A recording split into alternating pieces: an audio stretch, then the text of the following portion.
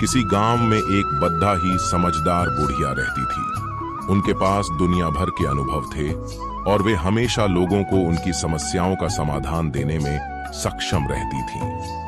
उनके गांव में लोग उन्हें दादी माँ कहकर सम्मानित करते थे। एक दिन एक युवक गांव में आया।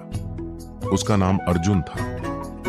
वह बहुत ही आत्मविश्वासी था और उसका मानना था कि वह बेहद ही बुद्धिमान है।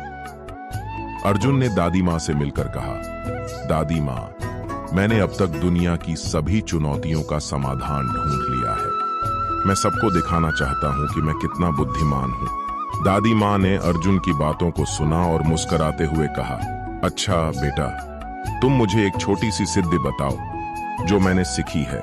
फिर हम एक दिन के लिए एक चुनौती आयोजित करेंगे। जो चुनौती तुम पर जीत जाएगी, उसके सिद्धांतों का सबक बद्धी मित्रता के साथ सिखाऊंगी। अर्जुन ने जवाब दिया, ठीक है दादी माँ, मैं आपकी चुनौती स्वीकार करता हूं। दादी माँ ने एक गुलाब की बेल की तरफ इशारा किया और कहा, यह गुलाब की बेल तुम्हें एक दिन में गांव के सभी लोगों को गुस्से में नहीं आने देने का काम करेगी।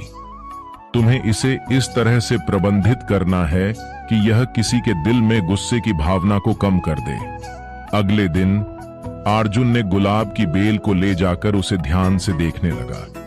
वह गुलाब की बेल के पत्तों की सुंदरता में खो गया और उसकी महक ने उसे शांतिपूर्ण माहौल में ले गई। उसने गुलाब की बेल की कलियों को ध्यान से महसूस किया और देखा कि कैसे वो आहिस्ता आहिस्ता खिल रही हैं। अर्जुन ने उस दिन पूरे गांव में जो बदलाव लाया वह दिखाई नहीं दिया। उसने सभी लोगों की समस्याओं को सुना, उनकी बातों को महत्वपूर्णीयता दी और उनकी मदद की। वह गुस्से की स्थितियों में भी शांत रहता था और उन्हें समझने की कोशिश करता था। दादी माँ ने एक दिन अर्जुन को बुलाया और पूछा, बेटा, तुमने गुलाब की बेल के साथ क्या सीखा? अर्जुन ने मुस्कुराते हुए उत्तर दिया, दादी माँ, मैंने यह सीखा कि हमें दूसरों की भावनाओं का सम्मान करना चाहिए और उन्हें समझने की कोशिश करनी चाहिए। गुस्से को शांति में बदलने का रास्ता भी हमारे पास होता है।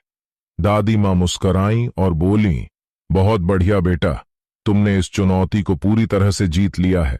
गुस्से की हार में ही हमारी सच्ची बुद्धिमत्ता छिपी होती है।